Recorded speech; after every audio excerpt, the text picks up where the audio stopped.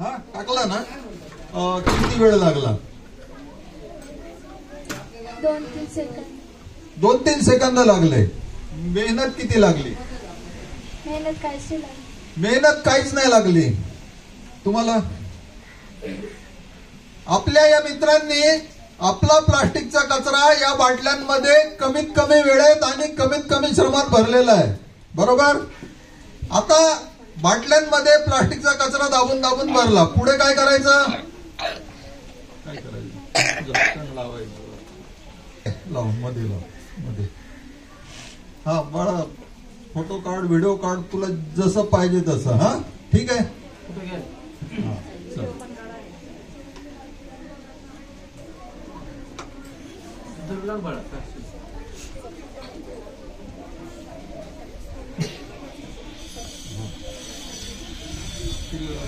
आधी लावू दे.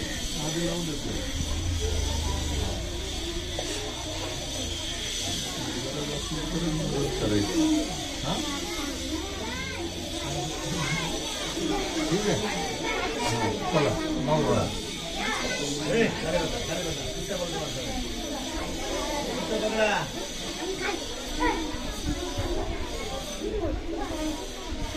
अरे वा, व्हेरी गुड. बरोबर, व्हेरी गुड. छान.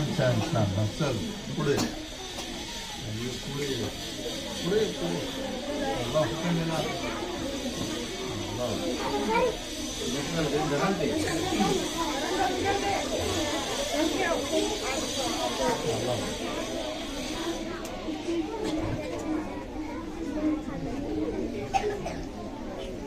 बघा मित्रांनो, थोड्या वेळापूर्वी आपल्याकडे प्लास्टिकच्या बाटल्या होत्या, प्लास्टिकचा कचरा होता.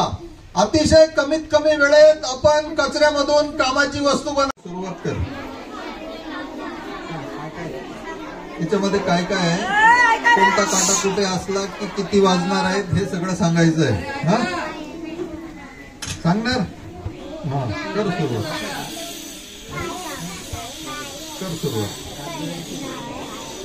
हा काटा. हे घड्याळ आहे. बरोबर आहे.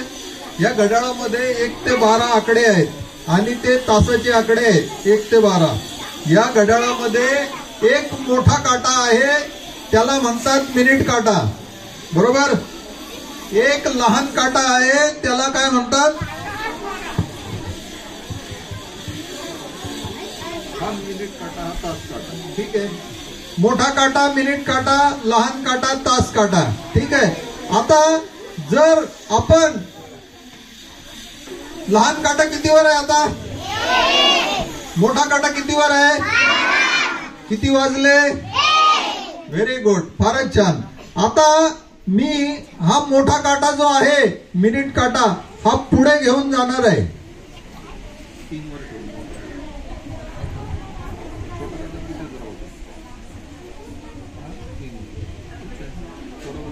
किती वाजले? 1:15 झालेली आहेत. बरोबर. सगळ्यांना दिसतंय किती वाजले ते? बरं 15 मिनिटे का बरं झाली? 15 मिनिटे का झाली सांग. 3 वर काटा आहे म्हणून. हे 5 हे 5 हे 5 5 10 15. बरोबर. 3ला 5 ने गुणायचं आहे, कारण एक आकडा जो आहे त्याच्यामध्ये 5 मिनिटं आहेत. पुन्हा पुढच्या एक मध्ये 5 म्हणजे 10 मिनिटं म्हणजे 15 मिनिटं झाली. म्हणजे आपल्याला 3ला कितीने गुणाकार करायचा? 5ने गुणाकार करायचा आहे. बरोबर. 4 वर मिनिट काटा गेला तर 20 मिनिटं होतील, 5 वर गेला तर 25 मिनिटं होतील, 6 वर गेला तर 30 मिनिटं होतील. म्हणजे आपल्याला त्या आकड्याला 5ने गुणाकार करायचा आहे. ठीक आहे. कोणते प्रकार होतात त्रिकोणाचे? बाजूवरून कोणते प्रकार होतात त्रिकोणाचे? समभुज त्रिकोण, समद्विभुज त्रिकोण आणि विषमभुज त्रिकोण. ठीक आहे. आता आपण कोनावरून त्रिकोणाचे प्रकार बघूया. कोनावरून कोणता होतो? लघुकोन त्रिकोण होतो, काटकोन त्रिकोण होतो आणि विषमभुज त्रिकोण होतो. आपल्याला या पायथागोरससाठी काटकोन त्रिकोण हा घटक बघायचा आहे. ठीक आहे. काटकोन त्रिकोणाचं जर महत्व आपण बघितलं तर याच्यामध्ये ज्या 3 बाजू आहेत त्यापैकी जी तळाची बाजू आहे ती बेस आहे, पाया आहे. उभी बाजू जी आहे ती उंची आहे आणि एक तिरपी बाजू जी आहे ती कर्ण आहे. आता या पायथागोरसच्या सिद्धांतानुसार पायाचा वर्ग अधिक उंचीचा वर्ग बरोबर कर्णाचा वर्ग. आणि हे आपण आता तुमच्या समोर सिद्ध करून दाखवणार आहे. तर इथे मदत करायला मॅडम त्यांना पाठवा ना, हे पोरं पळून गेले. अधिक ब वर्ग बरोबर क वर्ग. कोण आहे 8वीचं? या या या इकडे या. आता हा काटकोन त्रिकोण आहे का?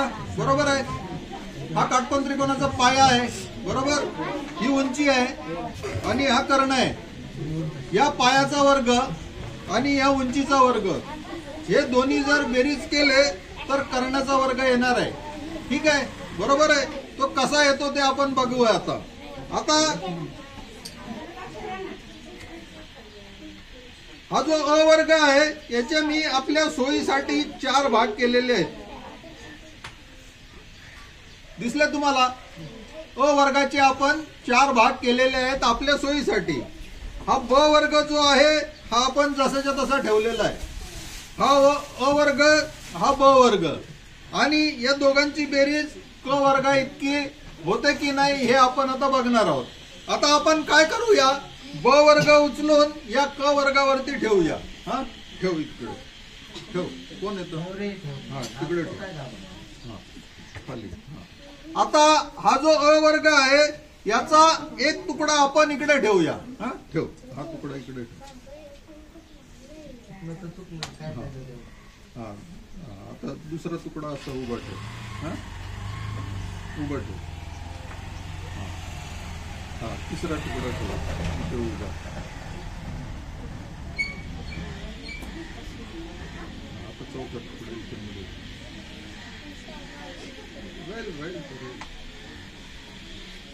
बरोबर झालं का? हा इथून अ वर्ग आपण उचलला, इथून ब वर्ग उचलला आणि तो बरोबर दोन्ही मिळून क वर्ग इतका झालेला आहे. दिसलं तुम्हाला? याचा अर्थ अ वर्ग म्हणजे पायाचा वर्ग अधिक उंचीचा वर्ग बरोबर कर्णाचा वर्ग हे आपण इथं सिद्ध करून दाखवलं. 4चा वर्ग किती होतो? सगळ्यांना माहित आहे. 5चा वर्ग किती होतो? हे पण सगळ्यांना माहित आहे. 3चा वर्ग अधिक 4चा वर्ग बरोबर 5चा वर्ग. 3चा वर्ग अधिक 4चा वर्ग बरोबर 5चा वर्ग. हे तुम्हाला माहित आहे. बेसिक आहे, एकदम प्राथमिक आहे. आता हे बरोबर का आहे हे आपण प्रत्यक्ष डोळ्याने बघतोय. दिसलं तुम्हाला? 4चा वर्ग होता तो आपण 5च्या वर्गावरती ठेवलेला आहे. तो बरोबर तिथे फिट बसला. 3चा वर्ग जो आहे त्याचा काही भाग या ठिकाणी बसला.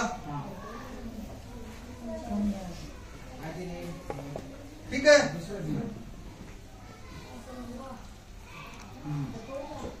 आता तुमच्या लक्षात आलं 3चा वर्ग आणि 4चा वर्ग हे बरोबर 5च्या वर्ग इतके आहेत. हे तुम्हाला इथे पडद्यावरती बरोबर दिसलं. ठीक आहे. आता तुमच्या मनात काही शंका राहणार नाहीये. ठीक आहे.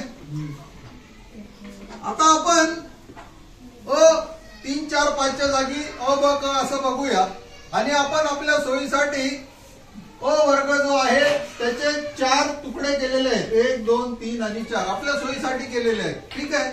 आता हे आपण सिद्ध करायचं आहे तर आपण ब वर्ग आहे तो क वर्गावरती ठेवला. बरोबर दिसला तुम्हाला? तो फिट झाला तिथे. आता अ वर्गाचा एक तुकडा आपण इथे ठेवलेला आहे.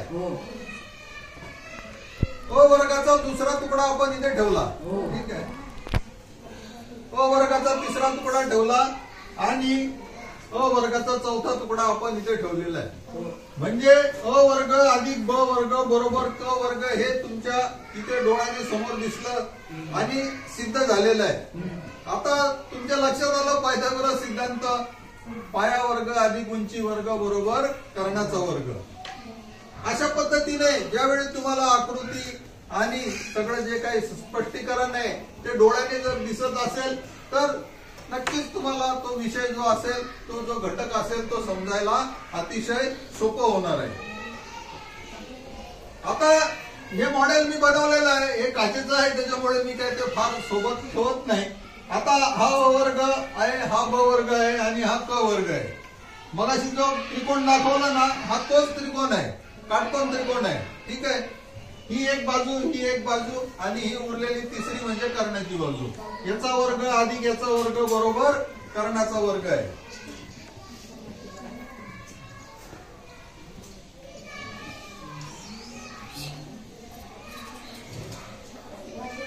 बरोबर होतो. अ वर्ग अधिक ब वर्ग बरोबर क वर्ग. ठीक आहे. तुम्हाला पायथागोरस सिद्धांत समजायला हे नक्कीच मदत होईल. आपण दुसरा एखादा घटक बघूया. दुसरा घटक कोणता बघायचा?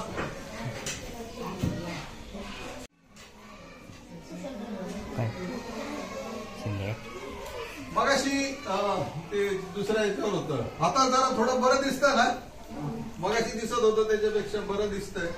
हे अजून मागे गेलं ना तर अजून पण छान दिसेल, पण एवढं दिसलं पुरेसं आहे ना, तुम्हाला स्पष्ट दिसतंय. मगाशी मी सांगितलं तुम्हाला एकचा वर्ग म्हणजे 1 गुणिले 1. ज्या वस्तूला त्याच संख्येला त्याच संख्येने गुणलं तर त्याचा वर्ग होतो. या ठिकाणी 1चा वर्ग आहे, हा 1 आहे. नंतर हा 2चा वर्ग, 2 गुणिले 2 म्हणजे 4 आहे. 3चा वर्ग 3 गुणिले 3 म्हणजे 9 आहे. आता आपण 1 आणि 2 याच्याऐवजी अ आणि ब असं मानणार आहोत. हे तुम्हाला माहित आहे. अ अधिक ब चा वर्ग, अ अधिक ब त्याचा वर्ग म्हणजे त्याला गुणाकार करायचा त्याच संख्येने. ठीक आहे. आता याची पुढची जर पायरी बघितली तर ही पुढची पायरी आहे आणि स्टेप बाय स्टेपने आपण ज्यावेळी जातो तर आपल्याला ही स्टेप शेवटची मिळते. 12:40. आता अ अधिक ब कंसाचा वर्ग केला तर तो अ वर्ग अधिक 2ab अधिक ब वर्ग होतो. आपण 1 आणि 2 आणि अ आणि ब याच्या माध्यमातून हा विषय जास्तीत जास्त सोपा करून घेण्याचा प्रयत्न करणार आहोत. आता या ठिकाणी तुम्हाला हा अ वर्ग दिसतोय, अ गुणिले अ. हा ब वर्ग दिसतोय, हा एवढा ब आहे. बरोबर आहे. हा 2 होता आधीच्या स्टेपला, म्हणून इथे तुम्हाला हे 4 दिसतात. पण हे सगळे मिळून आपण ब मानणार आहे. हा ब, हे ब म्हणून हा ब वर्ग आहे. हा अ ब आहे, हा अ ब आहे. म्हणजे हा 1 अब आणि हा दुसरा अब, म्हणून हे इथे 2 अब झालेले. आणि म्हणून अ अधिक ब कंसाचा वर्ग बरोबर अ वर्ग अधिक 2 अब अधिक ब वर्ग. असे तुम्हाला डिजिटली शिकण्यासाठी बरंचसं साहित्य माझ्याकडे इथे आहे.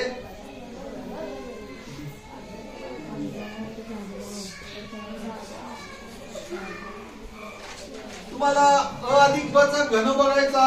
आता जसा वर्ग बघितला तसा हा तुम्हाला आहे, अभ्यासाला आहे का? नाही आहे. अ अधिक ब चा घन क्यूब. तुम्हाला घन समजतो की क्यूब समजतो? घन समजतो. अ अधिक ब चा घन म्हणजे काय? बस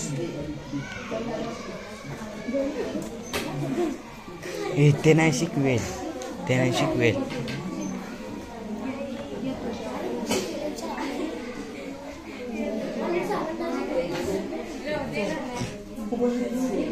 मगाशी आपण जसं वर्ग बघितला ना, एखाद्या संख्येला त्याच संख्येने गुणलं तर तो वर्ग होतो. एखाद्या संख्येला एकदा गुणायचं, पुन्हा एकदा गुणायचं म्हणजे त्याचा घन होतो, किंवा त्याला आपण क्यूब सुद्धा म्हणतो. 2 गुणिले 2 गुणिले 2, 3 गुणिले 3 गुणिले 3. आता आपण अ अधिक ब चा घन हळूहळू तिकडे चाललोय.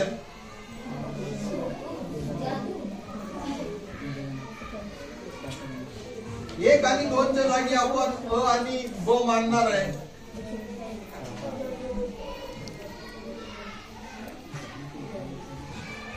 हा क्यूब आहे ना ठोकळा तोच आहे, फक्त आपण 1 आणि 2च्या जागी अ आणि ब बांधलेला आहे. आणि त्याप्रमाणे आपला हा असा जो ठोकळा आहे हा वेगवेगळा कसा होतो, हे जे घटक आहेत हे याच्यामधून वेगळे कसे होतात. हा अ घन आहे, हा ए स्क्वेअर बी, हा ए बी स्क्वेअर आणि हा बी क्यूब. हे सगळे घटक वेगवेगळे कसे होतात ते आपण आता बघूया. एक क्यूब बाहेर आला त्याच्यातून, दिसतं तुम्हाला एक क्यूब. तुम्हाला घन समजत असेल तुम्ही घन समजा, कारण त्याच्यामध्ये फरक काहीच नाहीये. मराठीत आपण जर म्हटलं तर घन म्हणतो आणि इंग्रजीत म्हटलं तर क्यूब म्हणतो. ठीक आहे. आता हा मराठी माध्यमाची हा ठीक आहे, नो प्रॉब्लेम. आता अ वर्ग ब आहे, हा अ वर्ग ब आहे, हे दोन्ही मिळून आहे का. हा पुढचा एक घटक आला, हा सुद्धा अ वर्ग ब आहे. हा पुढचा घटक आला, हा सुद्धा अ वर्ग ब आहे. ठीक आहे. म्हणजे हे 1, 2 आणि 3 हे 3 अ वर्ग ब झाले. ठीक आहे. 1, 2 आणि 3. आता पुढचा घटक आपण बघूया त्याच्यातून काय बाहेर आला. अ ब वर्ग हा एक आला. दुसरा तुकडा बघूया काय बाहेर येतो. अ ब वर्ग हा दुसरा तुकडा बाहेर आला.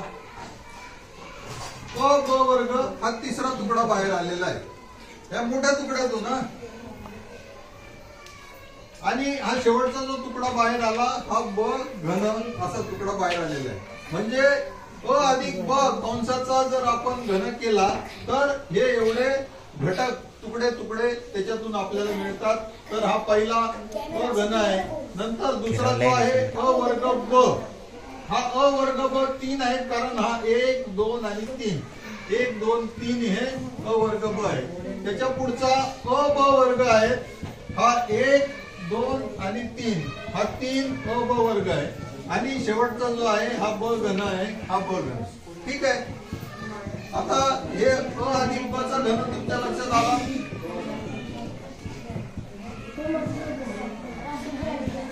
आपण थोडस मजा करायची आहे. मजा करायची, तुम्ही तयार आहे.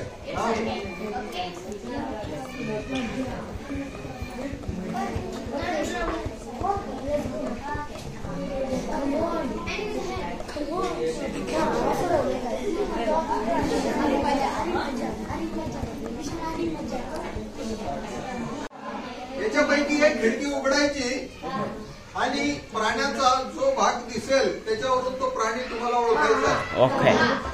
किती नंबर उघडू. किती नंबर. 5. हरिण. हरिण. काय. हरिण. कुत्रा आहे.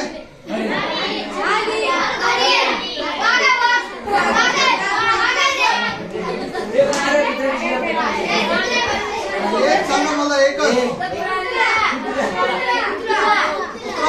हरिण. अजून कोणाला काय वाटतं. कुत्रा आहे, कुत्रा आहे, कुत्रा. मला विचार करा. कुत्रा. कुत्रा. कुत्रा. बरं ठीक आहे. चला आपण आता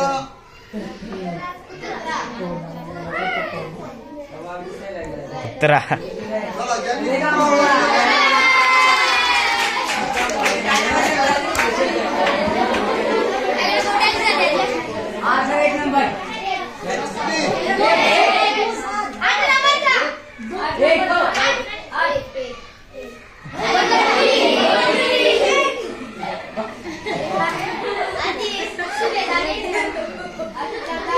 नंबर सांगा. सायकल. सायकल वय नाही रे.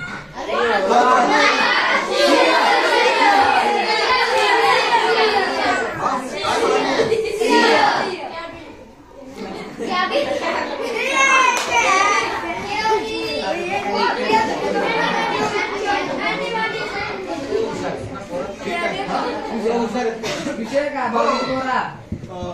तर माझ्याकडे एक प्रचंड आहे 18-20 प्राणी आहेत आणि इतरही खूप सारे घटक आहेत. हा सर दाखवा.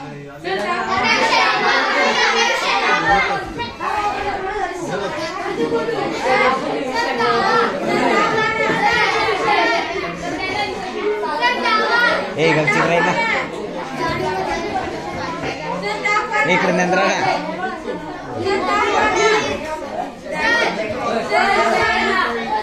इकडे नंतर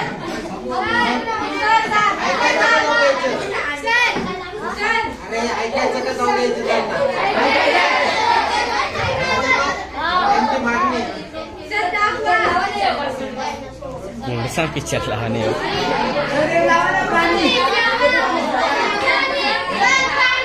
प्राणी विचार इकडे. मला वाटलं पाणी हा नंबर सांगा. सिंह नंबर सिंहच आहे रे होत्या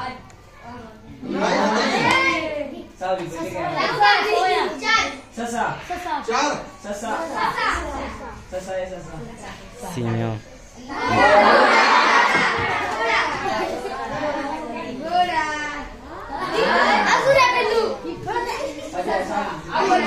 नंबर सांगा. नंबर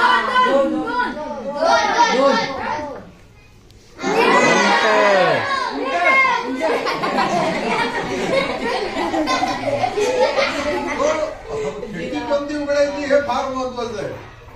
म्हणजे त्याच्यावर सगळं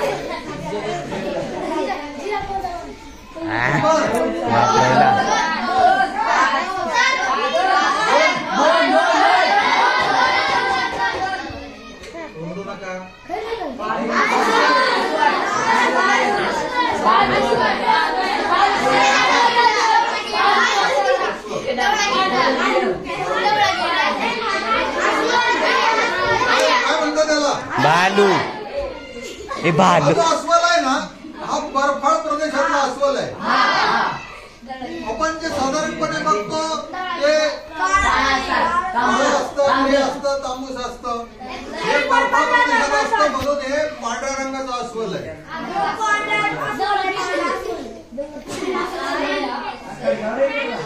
नंबर सांगा.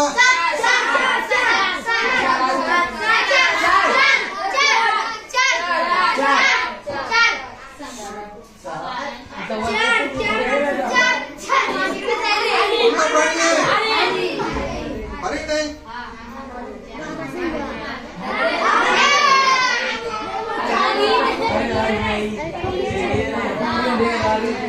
हा नंबर सांगा. कोणता प्राणी आहे.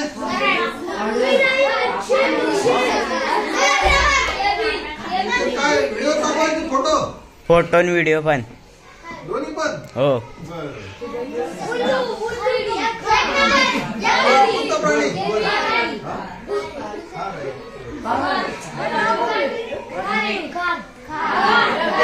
खरगा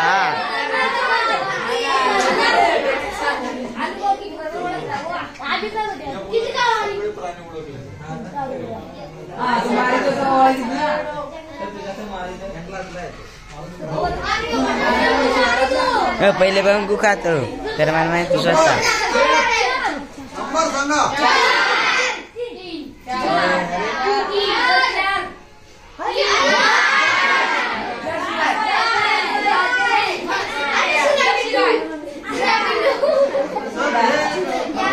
लहान मुलांचं होतं. लहानच आहे ना. मजा येते का तुम्हाला. मजा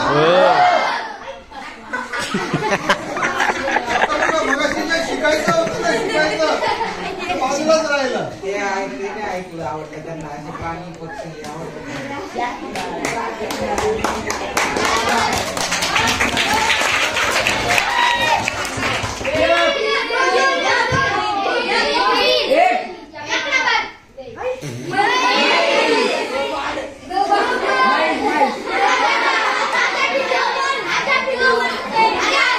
नंबर सांगा नंबर.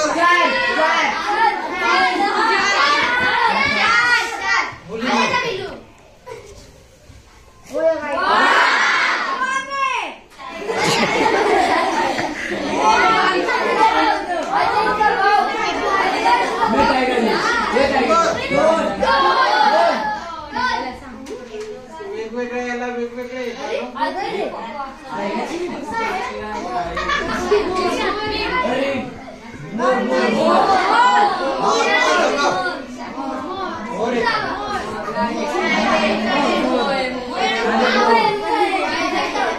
मला दुसरी खिडकी उघडू का?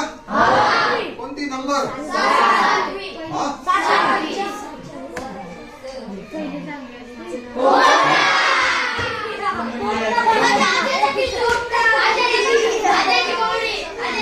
नंबर सांगा. बदलून काय?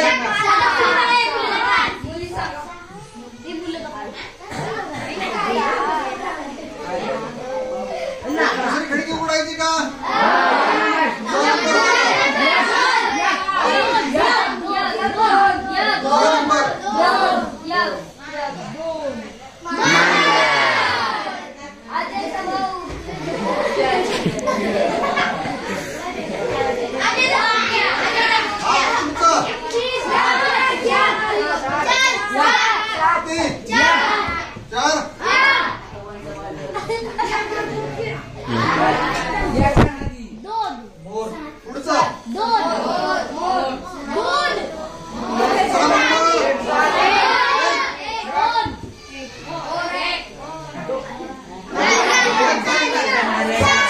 सात आणि सात.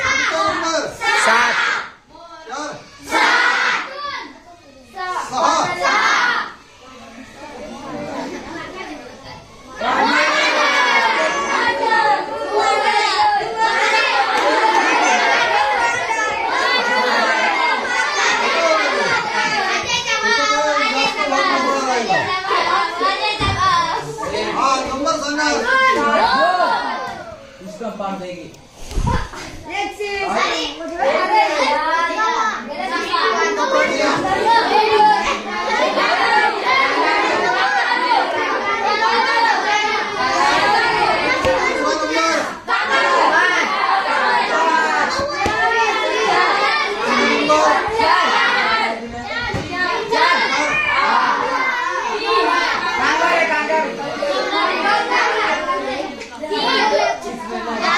कोला कोला तो बघ कोला वासवल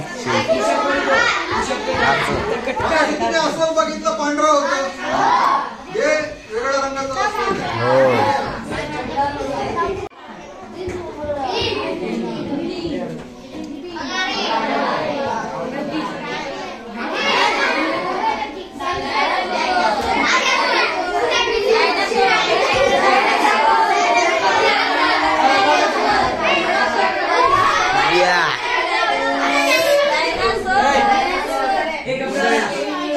गोंधळ करू नका.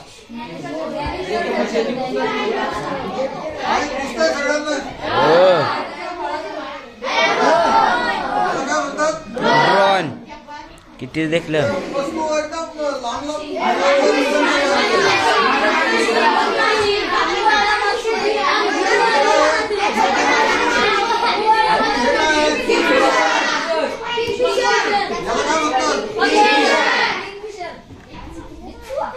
या पक्षाला काय म्हणतात? याला म्हणतात हमिंगबर्ड.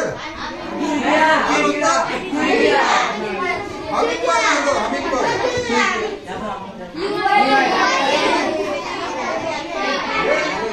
लहान मुलांसाठी सर हे दाखवायचं होतं.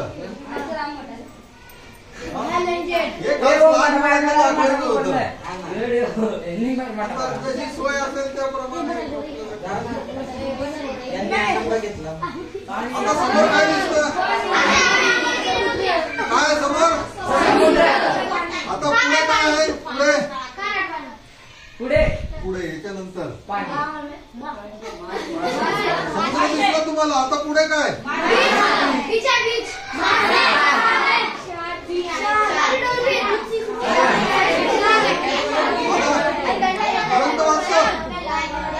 जिवंत वाटतं का?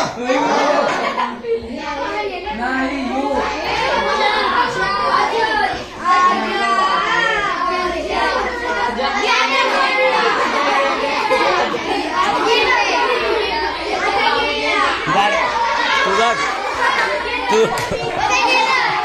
कशीच पळते. बरं आता तुम्ही मला सांगा, त्या दोघांचं काहीतरी संभाषण चालू आहे, काहीतरी बोलतायत दोघे जण. बोलतायत ना? ते काय संभाषण करतायत? काय संभाषण करतायत? कोण सांगतं? विचार, इमॅजिन करा तुम्ही, कल्पना करा ते काय बोलत असतील.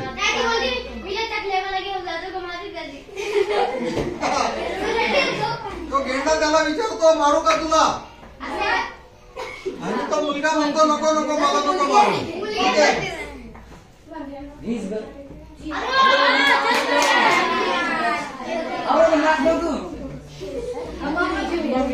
आणि तू उडवतोय का नाही? उडला उडला.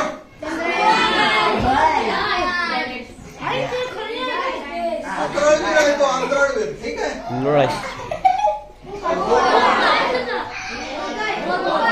बाय.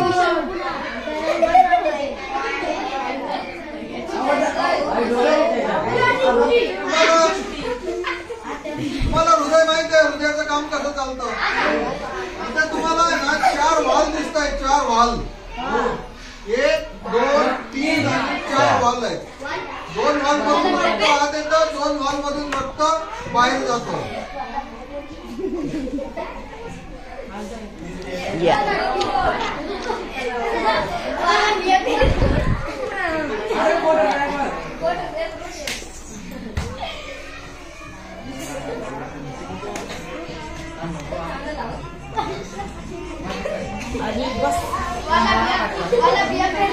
खुर्च्या आण्या पाहिजे बसायला.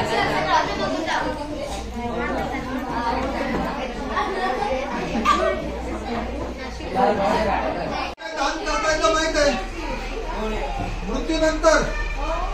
मृत्यूनंतर आपण आपले डोळे दान करू शकतो, आपण देहदान करू शकतो, त्वचा दान करू शकतो, बरेचसे आपले शरीरातले अवयव आहेत ते आपण दान करू शकतो. तुमच्या समोर हे जे लोक दिसत आहेत हे अंध लोक आहेत. दिसले तुम्हाला? त्यांचं जीवन किती कठीण आहे तुमच्या लक्षात येत आहे? आता ही बाई मुळातच अंध आहे. आता अंध असून सुद्धा ती काहीतरी स्वयंपाक करते तिच्यासाठी.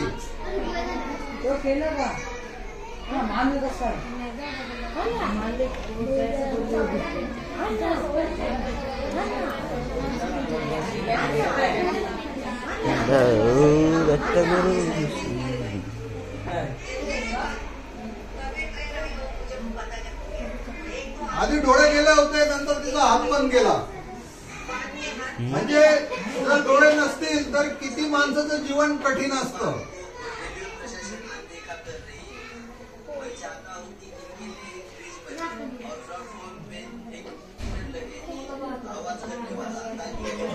देहदान, नेत्रदान वगैरे हा पण अभ्यासाचा विषय आहे. 10वीला धडा आहे.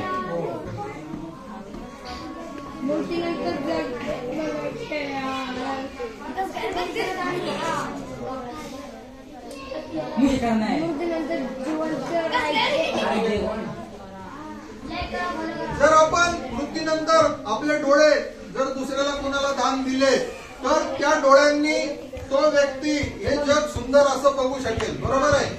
याचा अर्थ असं समजायचा की जो माणूस मेला तो माणूस त्या निदान डोळ्याच्या माध्यमातून तरी जिवंत आहे, आणि त्या व्यक्तीच्या डोळ्यांनी जग बघतोय तो सध्या, म्हणजे जिवंत असल्यासारखंच आपण कल्पना करूया.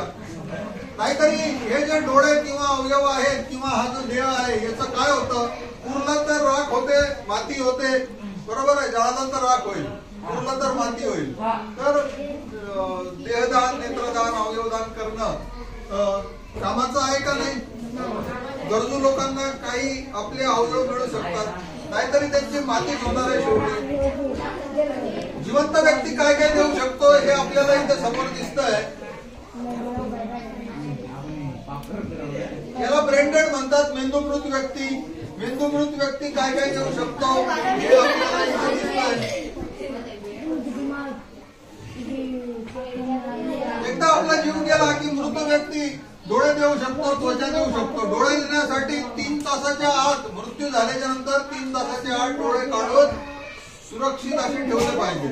आपल्याकडे SMBT हॉस्पिटल आहे, तिथे सोय आहे. नाशिकला बऱ्याचशा मोठ्या हॉस्पिटलांमधून ही सोय आहे.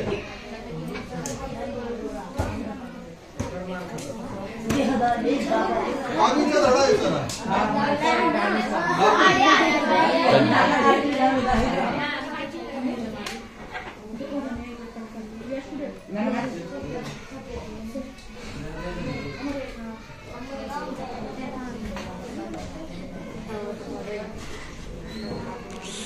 तंत्रज्ञानाची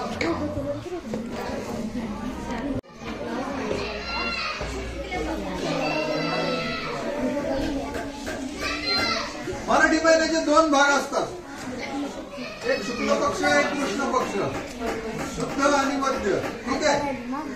आता प्रतिपदा ज्यावेळी असेल त्यावेळी आपल्याला चंद्राचा एवढाच भाग दिसतो. ठीक आहे. द्वितीयेला चंद्राचा एवढा भाग दिसतो. दिसतंय का सगळ्यांना? चतुर्थीला चंद्राचा एवढाच भाग दिसेल.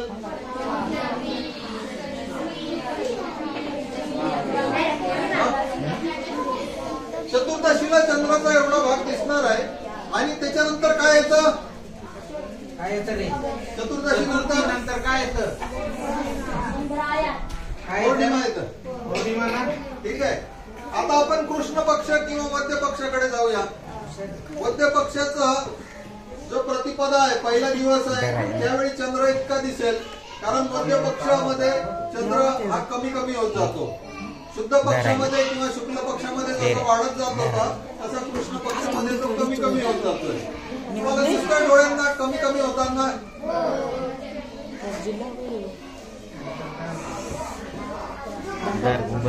आता चतुर्दशी झाली. काय उभा आता मराठी महिने कोणते कोणते आहेत?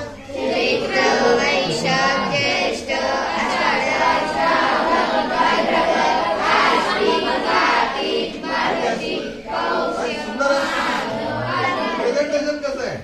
एक नंबर. आता हा चैत्र महिना आहे. चैत्र महिन्याचे हे शुद्ध तिथी आहेत, म्हणजे पहिला भाग. या मध्य तिथी आहेत, कृष्ण पक्ष. कॅलेंडर आहे. आता याच्यामध्ये जर आपण शुक्ल पक्षाची नवमी बघितली तर त्याला काय आहे? श्रीराम नवमी. ठीक आहे. चैत्रामध्ये शुक्ल नवमीला श्रीराम नवमी म्हणतात. चैत्रामध्ये पौर्णिमेला हनुमान जयंती म्हणतात. ठीक आहे. आणि प्रतिपदेला काय होतं? आता जर समजा आपण 1 नंबर वरती क्लिक केलं तर आपल्याला दिसेल गुढीपाडवा, त्याच्यानंतर रामनवमी, त्याच्यानंतर हनुमान जयंती. ठीक आहे. आता वैशाख मध्ये आपल्याला 2 सण दिसत आहेत. एक आहे तृतीयाला अक्षय तृतीया आणि पौर्णिमेला बुद्ध पौर्णिमा. आपण 1 नंबरवर क्लिक करू, अक्षय तृतीया. आपण 2 नंबरवर क्लिक करू, बुद्ध पौर्णिमा. ज्येष्ठ, ज्येष्ठ मध्ये काय काय आहे? ज्येष्ठ मध्ये वट पौर्णिमा आहे. आपण बघूया काय आहे ते. वट पौर्णिमा आहे. ठीक आहे. काय करतात त्या दिवशी?